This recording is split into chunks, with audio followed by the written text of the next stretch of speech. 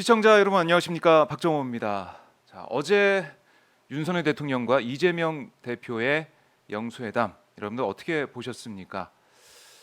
아마 글쎄요, 많은 분들이 기대를 그나마 좀 하셨던 분도 계실 것 같은데 실망이 컸다라고 한마디로 정리해 볼 수 있을 것 같습니다. 그래도 이재명 대표가 어제 모두 발언을 통해서 민심의 목소리, 총선 민심을 가감없이 전달한 모습도 볼 수가 있었는데요.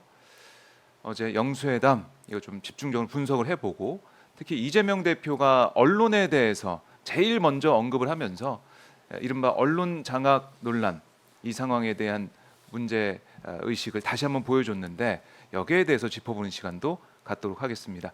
자, 오랜만에 모셨습니다. 김현 민주당 당선인 이 자리에 함께하고 있습니다. 안녕하십니까? 네, 안녕하십니까? 네, 반갑습니다. 반갑습니다. 오랜만에 뵙습니다. 네. 우선 당선을 축하드립니다. 네, 감사합니다.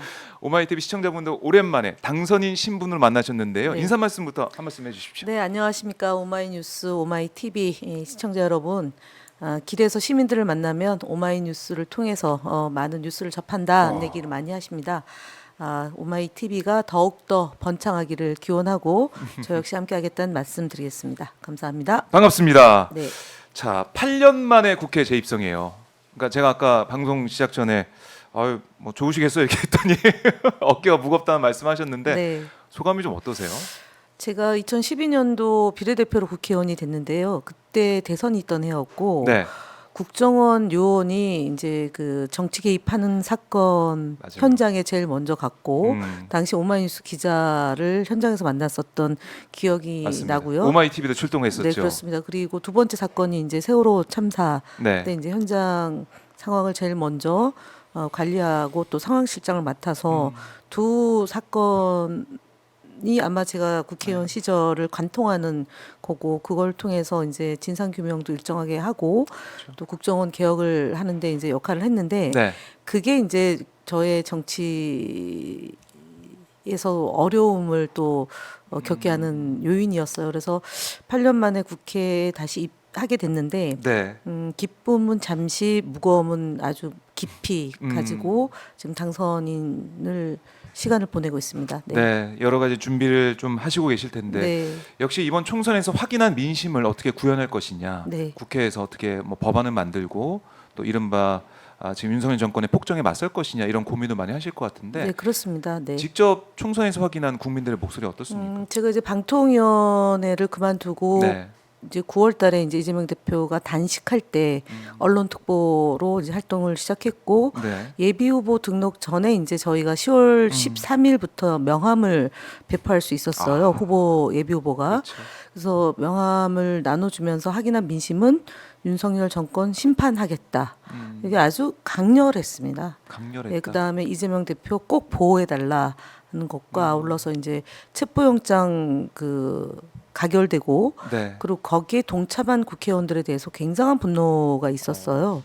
그래서 대통령이 폭정이 있고 야당 대표를 끊임없이 탄압하는데 왜 정치인들이 제대로 투쟁하지 않느냐.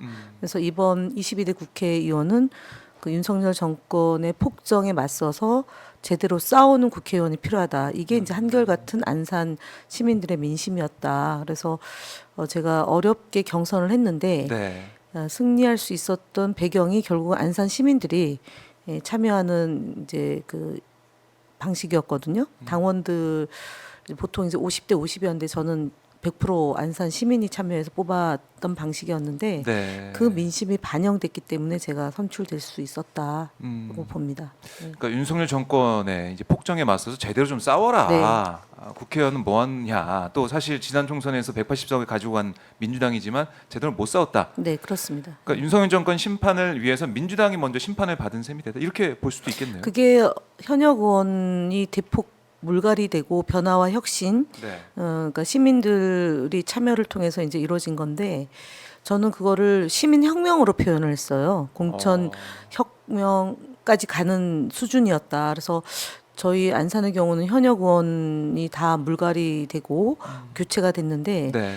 그게 결국은 이제 3선에서 4선 가는 또는 재선에서 3선 음. 또는 초선에서 재선 가는 국회의원들이 다 심판을 받은 격이 됐는데 네. 그게 일단은 문재인 정부에서 윤석열 정권으로 권력을 뺏겼다에 대한 분노가 있고 그리고 저희는 안산시장도 사실은 국민의힘이 됐거든요. 그 부분에 대한 심판도 있었던 것 같고 예. 결국은 저희가 이제 안산이 2014년도 세월호를 시민의 힘으로 어쨌든 그걸 극복해 나가는 과정에서 제대로 되지 못한 점도 함께 평가가 됐던 것 같고 그래서 복합적으로 어쨌든 제가 안산에서 이렇게 한 9년 동안 활동을 하면서 느낀 건 뭐냐면 광주와 같은 민심의 흐름이 안산에서도 많이 발견되고 있다. 네. 그래서 경기도에서 가장 음.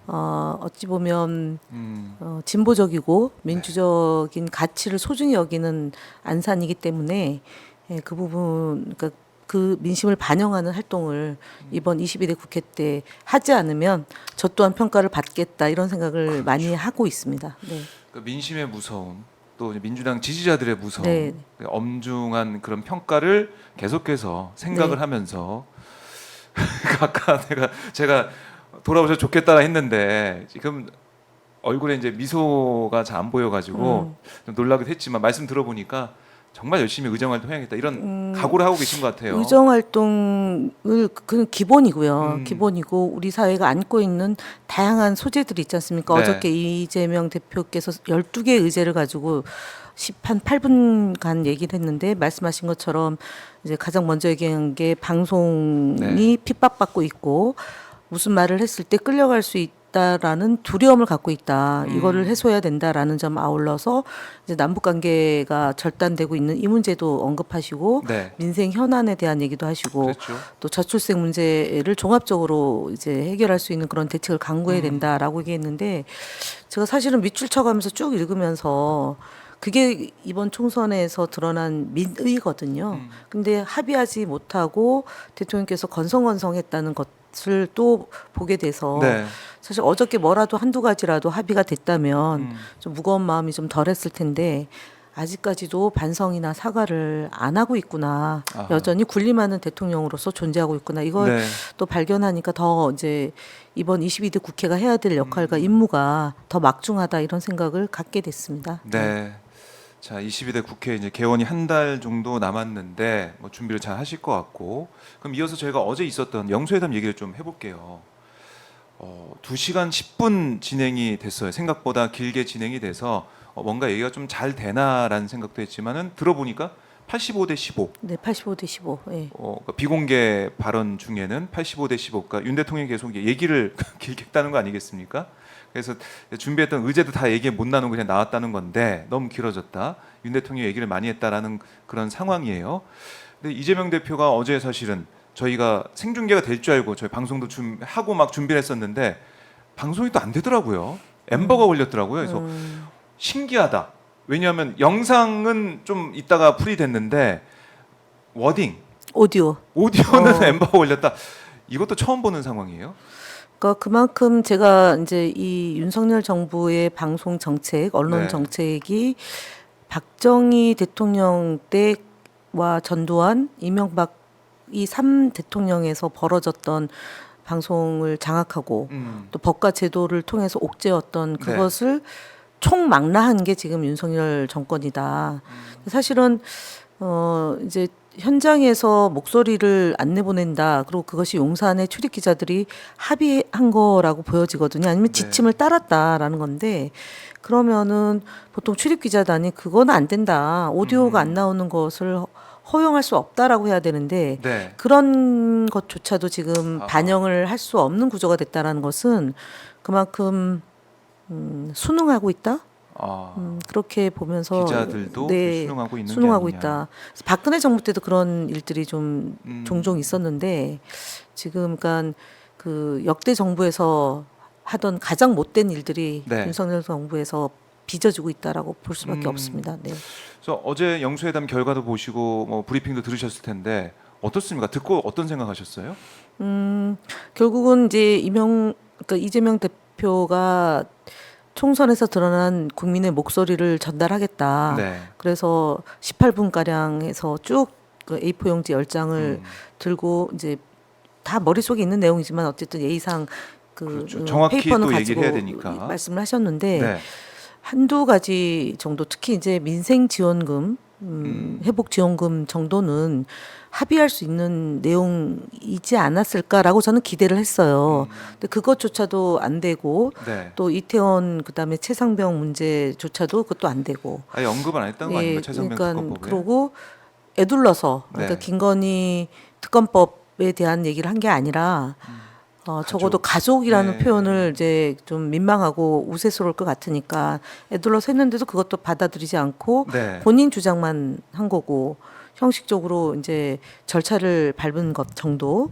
그러니까 영수회담 그래 한번 해줄게 정도로 생각하고 마지못해서 한 것으로 이제 어저께 드러난 거기 때문에 네. 결국은 국민의 힘, 그러니까 지금 뭐 여당의 당명이 아니라 국민의 힘과 마음이 모아져서 22대 국회에서는 정말 속도 있게 저희가 일을 처리해서 진행해야지만 더 망가지지 않겠다 이런 생각을 갖게 한 날 같습니다. 네. 네.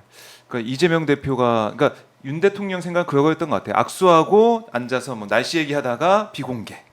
그럼 내가 뭐 주도권 가지고 하면 되겠지 생각했는데 이재명 대표가 찬스. 네.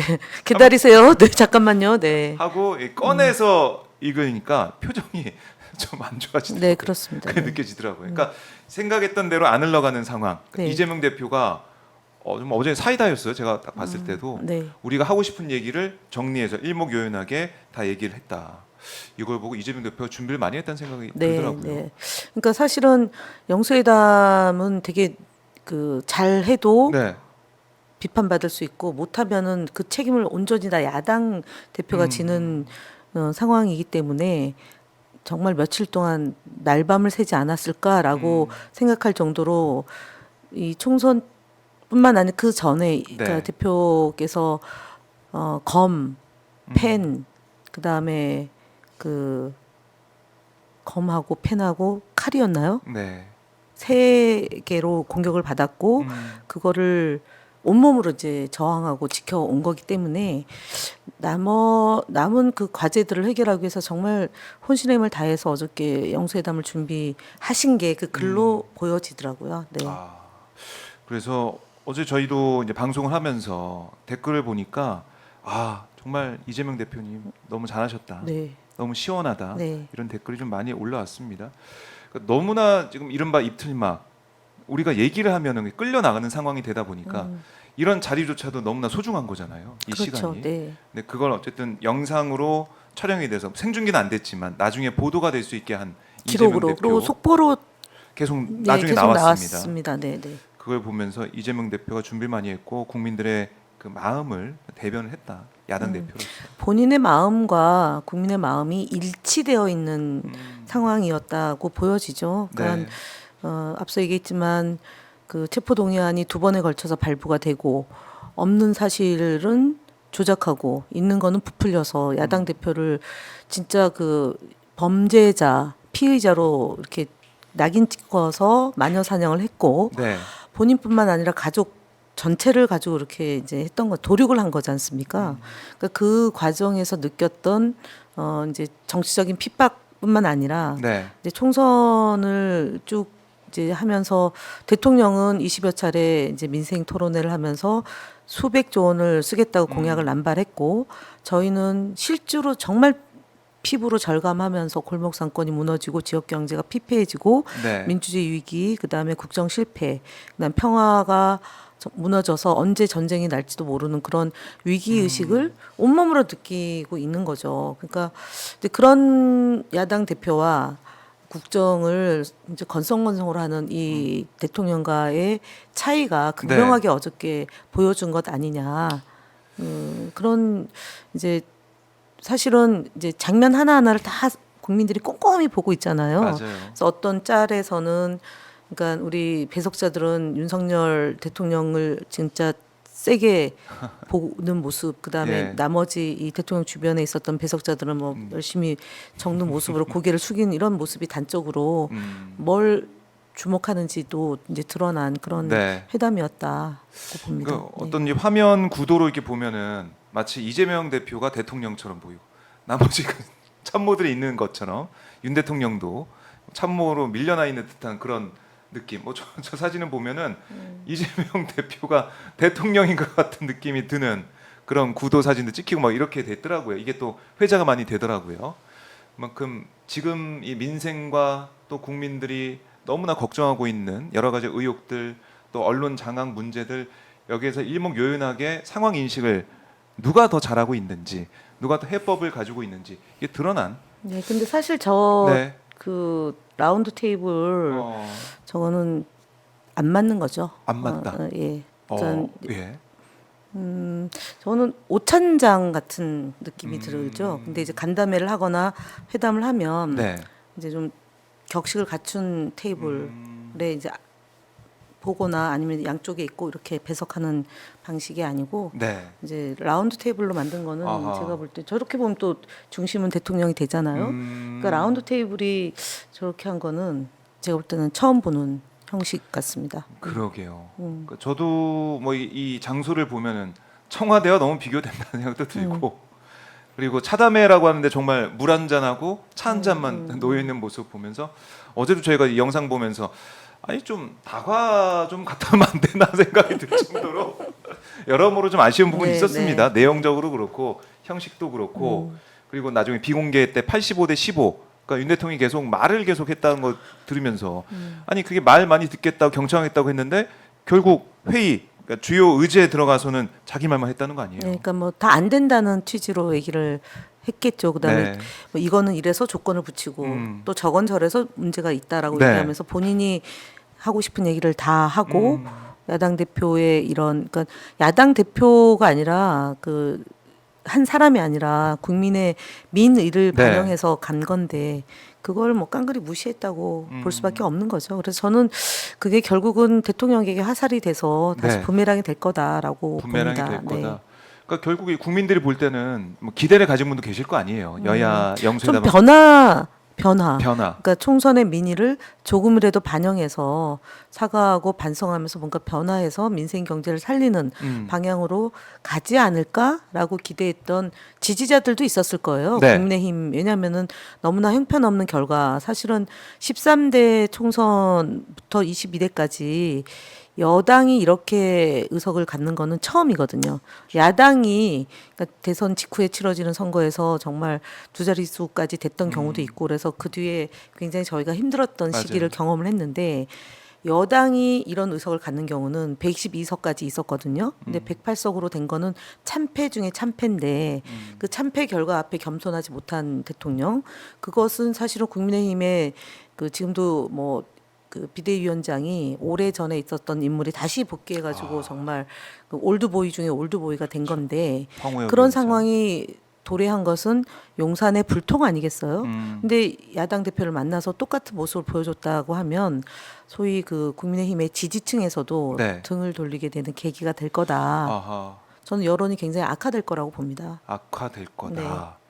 그러니까 강서구청장 보궐선거에서도 경고를 했고 네. 총선에서는 정말 네. 크게 심판을 받은 건데 이번 어떻게 보면 마지막 기회일 수도 있을 것 같은데. 그렇습니다. 그래서 지금 물론 이제 또 캐비넷이 있어서 그걸 믿고 그럴 수도 있는데 예. 저는 집권 3년 차 접어드는 대통령이 레임덕은 이미 심각한 수준으로 지금 도래하고 있지 않습니까? 그리고 집권당이 이렇게 비대위 체계가 5번째 되는 것은 사실 전례가 없기 때문에 지금처럼 정치를 잘 모르는 대통령이 네. 무도하게 국정을 운영했을 때는 내부에서부터 이제 심각한 균열과 그다음 대통령에 대한 원망이 터져 나올 거다. 네. 지금도 나오고 있는데 언론에서 보도를 적게 하는 상황이잖아요. 근데 이제 국회가 열리고 의제가 선정이 돼서 저희가 이제 양보를 그러니까 뭐 다수결의 원칙으로 하겠다라는 게 이제 박찬대 원내대표 후보의 얘기고 그렇습니다. 당 대표도 그런 입장을 갖고 있기 때문에 21대처럼 녹록한 상황이 아니게 아하. 되고 특히 이채 양명주 네. 이 5가지 저희가 특검법을 발의하고 국정조사를 통해서 진상 규명을 하고 제대로 검찰을 견제하겠다라는 이 민의를 반영하는 국회의원들이 많이 된 마당에는 네. 좀 달라질 거다. 근데 어. 달라질 거를 예상하지 못하고 대통령이 국정 운영을 한다면 그 이제 아까 얘기했던 세 번째 심판을 받게 될 거다라고 예상합니다. 아니한 인식을 보이고 있다 이런 네, 말씀이시잖아요. 그렇습니다. 근데 저도 뭐 아시겠지만 박근혜 때 그 상황과 약간 좀 비슷하게 가는 것 같다. 맞아요. 네. 그때도 박근혜 대통령이 굉장히 상황 인식이 아니었지 않습니까? 그리고 대리인이 통치하는 그렇죠. 그리고 비서실장이 수석 보좌관 회의를 하고 대통령이 안 나타났었죠. 몇 달 동안 안 나타나고 결국은 4.16 참사가 벌어진 그 시간에도 상황 인식을 정확히 안 하고 몇 시간 만에 등장해서 왜 구명조끼를 입었는데 구조가 안 됐나 이런 얘기 때문에 민심의 이반의 정도가 심각해졌는데 네. 지금도 거의 비슷한 상황이다. 유사한 상황이다.